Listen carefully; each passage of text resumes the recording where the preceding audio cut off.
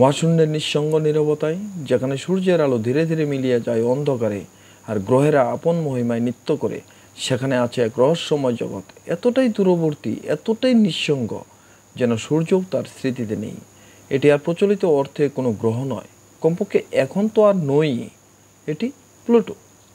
একসময় সৌরজগতের নবম গ্রহ হিসেবে গর্বের সঙ্গে উচ্চারিত নাম, আজ তা শুধুই কৌতূহল, স্মৃতিকাতরতা আর বিস্ময়ের ফিসফাস।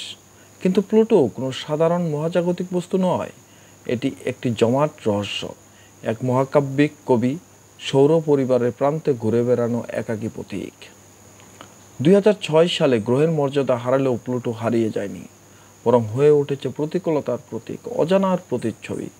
আজ আমরা তার বরফে মোড়া হৃদয়ে প্রবেশ করব, জানব তার গোপন রহস্য, বিতর্কের ইতিহাস আর সেই সৌন্দর্য যা 5 বিলিয়ন কিলোমিটার দূরে থেকেও আলো ছড়ায়।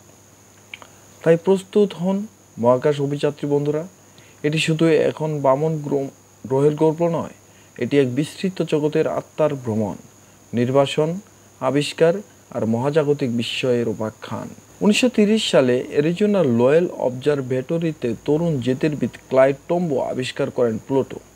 তিনি খুঁজছিলেন প্ল্যানেট এক্স, যা নেপচুন ও ইউরেনাসের কক্ষপথে অস্থিরতার সৃষ্টি করেছিল। কিন্তু তিনি যা পেলেন তা ছিল তারকাদের পটভূমিতে ধীরে চলা এক ক্ষীণ আলোর বিন্দু, এক মহাজাগতিক ছায়া। রোমান পাতাল দেবতার নামে নামকরণ করা হয় প্লুটোর। নামটি প্রস্তাব করেছিল 11 বছর বয়সী ভেনেটিয়া বার্নি, যার মতে এই অন্ধকার দূরবর্তী জগতের জন্য এমন এক নামই মানানসই। এভাবেই প্লুটো প্রবেশ করে গ্রহদের রাজ্যে। দশকের পর দশক ধরে প্লুটো ছিল নবম গ্রহ, অজানার শেষ সীমান্ত। কিন্তু প্রযুক্তির অগ্রগতি ও সৌরজগৎ সম্পর্কে জ্ঞানের বিস্তারে তার অবস্থান প্রশ্নবিদ্ধ হতে শুরু করে। প্লুটো ছোট, পৃথিবীর চাঁদের চেয়েও ছোট, বেশ মাত্র 2377 কিলোমিটার, আর ভর পৃথিবীর তুলনায় অনেক কম। কিন্তু আকারে ছোট হলেও চরিত্রে বিশাল। যেমন পৃষ্ঠতলের গঠন, প্লুটোর পৃষ্ঠে রয়েছে নাইট্রোজেন, মিথেন এবং কার্বন মনোক্সাইডের বরফ। অন্ধকারে হীরের মতো আলো প্রতিফলিত করে হালকা লালচে আভায় তা আবার ঝলমল করে ওঠে। এর তাপমাত্রা -230 ডিগ্রি সেলসিয়াস পর্যন্ত নেমে যায়, যা সৌরজগতের অন্যতম শীতল স্থান। আর এর বায়ুমণ্ডল, নাইট্রোজেন ও মিথেনের ক্ষীণ বায়ুমণ্ডল, যা সূর্যের কাছাকাছি এলে প্রসারিত হয়, আবার দূরে গেলে জমে যায়। তার ভূপ্রকৃতিও বৈচিত্র্যময়, জল, বরফের পাহাড়, স্পুটনিক প্রোটিনিয়ার মতো বিশাল সমভূমি, এমনকি বরফ ও গ্যাসের মিশ্রণে বিস্ফোরিত ক্রায়োভলকানোর ইঙ্গিতও পাওয়া যায়। 2015 সালে নাসার নিউ হরাইজনাস মহাকাশযান প্লুটোর পাশ দিয়ে উড়ে যায়, যা ছিল মানবজাতির প্রথম কাছ থেকে দেখা এই দূরবর্তী জগৎ। যা দেখা গেল তা ছিল নিঃশ্বাস বন্ধ করা বিস্ময়। এর রয়েছে হার্ট আকৃতির হিমবাহ, টম্বো রেজিও নামে পরিচিত 1000 কিলোমিটারেরও বেশি বিস্তৃত নাইট্রোজেন বরফের এক সমভূমি। এর রয়েছে জটিল ভূতত্ত্ব, প্লুটো পৃষ্ঠে ভূক্রিয়ার চিহ্ন এত ছোট ও ঠান্ডা জগতের জন্য অপ্রত্যাশিত। এর বায়ুমণ্ডলের কুয়াশা নীলচে স্তরের কুয়াশা, যা জটিল রাসায়নিক বিক্রিয়ার ইঙ্গিত দেয়। নিউ হরাইজন্স প্লুটোকে এক ঝাপসা বিন্দু থেকে রূপান্তর করলো এক বিস্ময়কর জগতে, যেখানে প্রতিটি কোণেই লুকিয়ে আছে অজানা সৌন্দর্য। 2006 সালে আন্তর্জাতিক জ্যোতির্বিজ্ঞান সংস্থা গ্রহের সংজ্ঞা পুনর্নির্ধারণ করে। নতুন নিয়ম অনুযায়ী গ্রহ হতে হলে তাকে কমপক্ষে নিম্নের 3টি গুণ থাকতে হবে। 1. সূর্যকে প্রদক্ষিণ করে ঘুরতে হবে।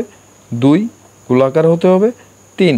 নিচের কক্ষপথে অন্য বস্তু পরিষ্কার করতে হবে। প্লুটো তৃতীয় শর্তে ব্যর্থ হয়।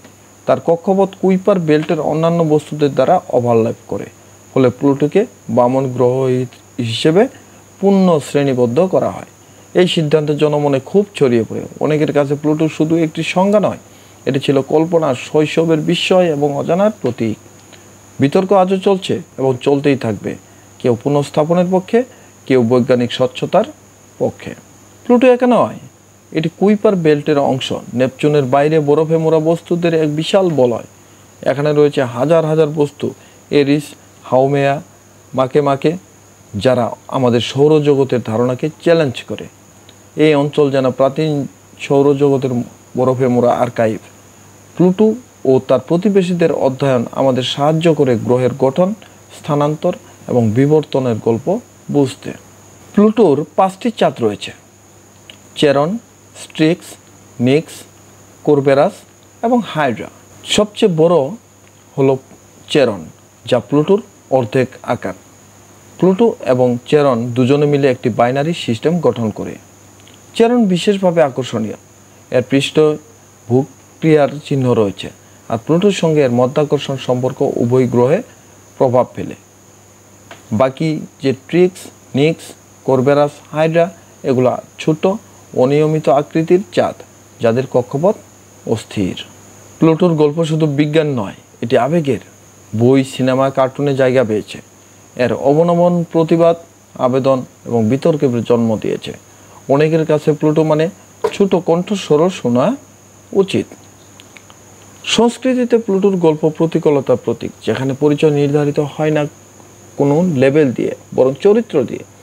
এটি মহাবিশ্বের আন্ডারডগ, ঠান্ডায় ঘুরে বেড়ায় কিন্তু কল্পনায় জ্বলজ্বল করে। প্লুটো হয়তো ছোট, দূরবর্তী আর শীতল, তবু এটি সমৃদ্ধ, গতিশীল এবং গভীরভাবে কাল্পনিক। এটি আমাদের সংজ্ঞাগুলোকে চ্যালেঞ্জ করে, দৃষ্টিসীমা প্রসারিত করে, আর আমন্ত্রণ জানায় সাধারণের বাইরে তাকাতে। বরফে মোড়া প্রতিটি পাহাড় আর কুয়াশাচ্ছন্ন বায়ুমণ্ডলে প্লুটো যেন এক নিঃশব্দ সত্য উচ্চারণ করে, যে সৌন্দর্য লুকিয়ে থাকে প্রান্তে আর বিস্ময় অপেক্ষা করে ছায়ার গভীরে। আমরা যখন সৌরজগৎ এবং তার বাইরের রহস্য অন্বেষণ করে চলি, তখন প্লুটো হয়ে ওঠে এক আলোকবর্তিকা, আকার বা মর্যাদায় নয়, বরং কৌতূহল, রহস্য আর আবিষ্কারের অমলিন শক্তির প্রতীক। ধন্যবাদ প্রিয় বন্ধুরা। যদি আমার এই ভিডিওটি আপনাদের ভালো লেগে থাকে, তবে অবশ্যই আমার এই ছোট্ট চ্যানেলটিকে সাবস্ক্রাইব করে পাশে থাকবেন, লাইক দিয়ে সমর্থন জানাবেন। খোদা হাফেজ।